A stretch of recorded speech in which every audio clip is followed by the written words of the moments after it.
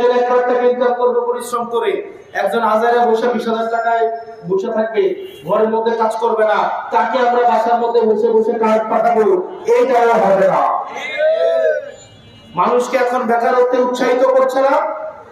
বেকারত্ব উৎসাহিত করছে কিনা? বাসায় বাসায় কার্ড পাঠায় এখন মানুষকে বেকারত্ব উৎসাহিত করা হচ্ছে। উৎপাদনমুখী অর্থনীতির পরিবর্তে একটা ভোগমুখী একটা অর্থনীতিতে বাংলাদেশকে পরিণত করা হচ্ছে। 5 বছরে 1,20,000 কোটি টাকা উৎপাদনের পরিবর্তে শুধু এক ধরনের ভোগপ্রবণ অর্থনীতিতে ব্যয় করা হচ্ছে। নাম দিয়েছে সেটার ফ্যামিলি কার্ড। আপনারা এই কার্ডটা পাচ্ছেন না? পাচ্ছেন তো? এই কার্ড যখন দেখবেন এক বান্ডেল হবে, তখন এই বর্ষাকালে বসে কি করবেন? বসে বসে উনু খেলবেন। কার্ড তো অনেকগুলো, কয়টা হয়েছে এই পর্যন্ত? খেলার মতো কার্ড হয়েছে? খেলার মতো যখন কার্ড হবে, সামনে বর্ষাকাল আছে, বর্ষাকালে বাসার মধ্যে বসে বসে উনু খেলবেন। আর কি করবেন? অনেকে মনে করে কার্ড হয়তো ঢুকাইলে টাকা আসবে। সুস্থ জীবন, সুন্দর পৃথিবী। প্রিয় নোয়াপাড়াবাসী, আমাদেরকে আপনারা একটু সহায়তা করেন। আমরা চাই আপনাদের সহায়তা নিয়ে আমরা একটা ভবিষ্যৎ বাংলাদেশে এই দায়িত্বটা আপনাদের সহায়তা নিয়ে আমরা পালন করতে চাই।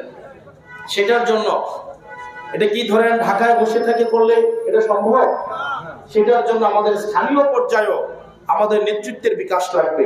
সেটির অংশ হিসেবে সামনে স্থানীয় সরকার নির্বাচনে আমরা এই এলাকা থেকে আমরা শাহজাহান ভাইকে মেয়র হিসাবে আমরা সমর্থন দিচ্ছি।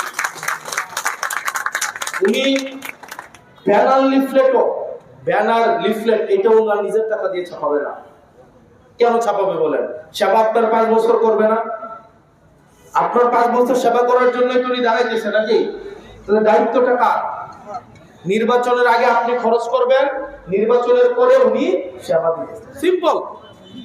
এখন নির্বাচনের আগে উনি খরচ করবে, নির্বাচনের পরেও খরচ করবে, কেন ভাই? আপনার প্রার্থীকে যদি আপনি জিতাইতে চান, এটার জন্য আগে কাকে আসতে হবে?